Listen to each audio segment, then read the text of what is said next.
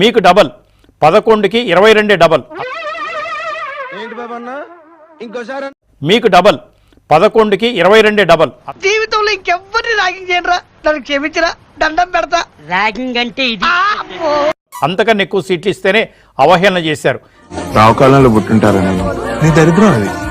మీరప్పుడు చంద్రబాబు నాయుడు గారి గురించి ప్రతిపక్ష హోదా ఎందుకు ఇస్తాం, తీసేస్తాం అని మీరన్న మాటలు మీరు మర్చిపోయారేమో, ఏపీ ప్రజలు మర్చిపోలేదు. మర్చిపోయారు, జనం మర్చిపోయారు, దేశం మర్చిపోయింది, గూగుల్ మర్చిపోదుగా. ఇట్టా కొడితే అట్ట వచ్చేస్తుంది. ఒక్కసారి ఆ బయట కూడా వేయండి. వద్దులేండి ప్లీజ్, ఒక్కసారి చూద్దాం. వద్దు, నా కోసం ఐఎమ్ హంబుల్ రిక్వెస్ట్.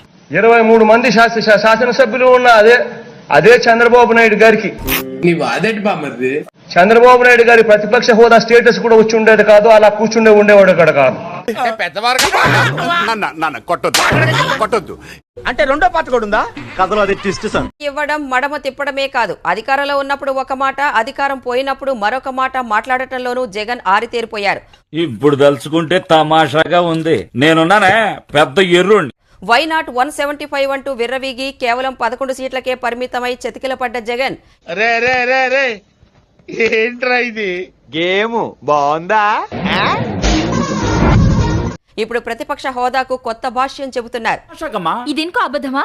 ప్రతిపక్ష హోదాకు 10% సీట్లు ఉండాలనే నిబంధన చట్టంలో ఎక్కడా లేదంటూ సభాపతికి జగన్ లేఖ రాశారు. అంతేలే, ఎదవలకు పదవులు వస్తే ఇలాగే ఏడుస్తుంది. జుట్టుంటే ముడేసుకోవచ్చు, జుట్టు లేకపోతే ముడేసుకునేది ఏమి ఉండదు. ఇక్కడికి వచ్చినప్పుడు కూడా అడిగారు అధ్యక్ష, చంద్రబాబు నాయుడు గారికి 23 మంది శాసనసభ్యులు ఉన్నారు, ఒక 5గురిని లాగేస్తే ఆయనకు 18 మంది 17 మంది వస్తారు. నీచులు ఎప్పుడు నీచంగానే మాట్లాడతారు రావు గారు, మీకు తెలియదే ఉంది మీరు కానీ. అప్పుడు ఆయన ప్రతిపక్ష నాయకుడు స్టేటస్ కూడా ఉండదు, లాగేద్దామని. ఇవి బాబు అలా కొడుతుంటే ఎందుకు కలగ చేసుకుంటావు? అందుకే కొడుతు. ముఖ్యమంత్రిగా నాడు జగన్ చేసిన వ్యాఖ్యలు. పెద్ద అపరిచితుడు అమ్మ మొగుడులాగా ఉన్నావు కదరా రే.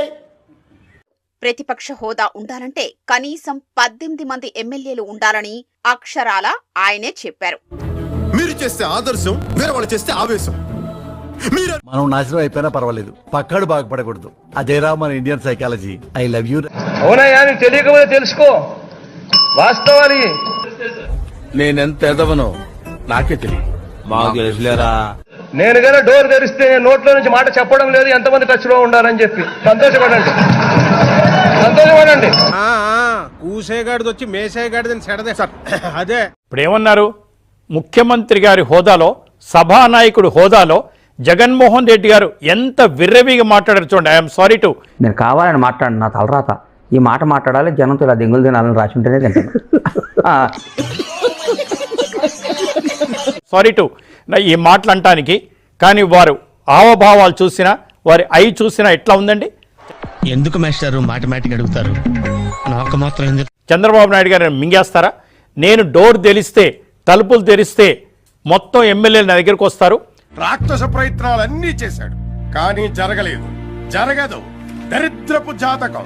ప్రతిపక్ష హోదా కూడా మీకుండదు, చేయమంటావా అని అడిగాడు. అంటే 23లో ఆల్రెడీ 4 తీసేసుకున్నారు. వాడికి ఏంటి బ్రో, వాడు ఎర్రిపుక్కు ఎన్నైనా చెప్తాడు.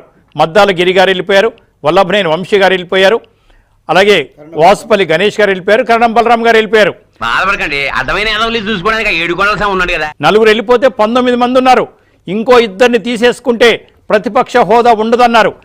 సరే తరలే, ఎన్నెన్నో అనుకుంటాం, అన్ని జరుగుతాయి ఏమిటి? అంటే 10% ఎమ్మెల్యేలు అసెంబ్లీలో ఉండాలనే కదా జగన్మోహన్ రెడ్డి గారు చెప్పింది. అదంతా అప్పుడండి, ఇప్పుడు నేను మారిపోయానండి. మరి జగన్మోహన్ రెడ్డి గారు చెప్పిన సూత్రమే ఇప్పుడు వర్తించదా? ఆయన చెప్పిన రూల్స్ ఇప్పుడు వర్తించవా? ఒరే అన్న రూల్స్ పెడతారు, ఆయన ఫాలో అవ్వరు, కానీ మనం ఫాలో అవ్వాలి. 10% అని మీరే కదా సార్ చెప్పారు. వీడు ఈ టైప్ లో తగిలాడేంటి? ఇక స్పీకర్ మీ గురించి మాట్లాడిన మాటలు అప్పటికి అయ్యనపాత్రుడు గారు మీ మీద వ్యాఖ్యానించినప్పుడు స్పీకర్ కాదు, ఇప్పుడు మీరు చెప్తే తెలిసిందండి, తెలుగుదేశం పార్టీ నాయకులు మాత్రమే అప్పుడు పార్టీ గెలుస్తుండొచ్చు. కానీ మీరు చేసిన పనులను గుర్తుకొచ్చి అని ఉండొచ్చు కాక.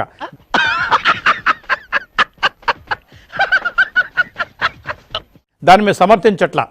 జగన్మోహన్ రెడ్డి గారు ఓడిపోయాడు కానీ చచ్చిపోలేదు చచ్చేదాకా ఎవరికి పద్ధతి లేదు, ఎవరికి బాధ్యత లేదు, ఎవరికి జాలి లేదు. చూడటం కాదండి మీరు చెయ్యాలంతే మీరు ట్రై చేస్తారన్నారంటే అది ఓకే అయిపోయిన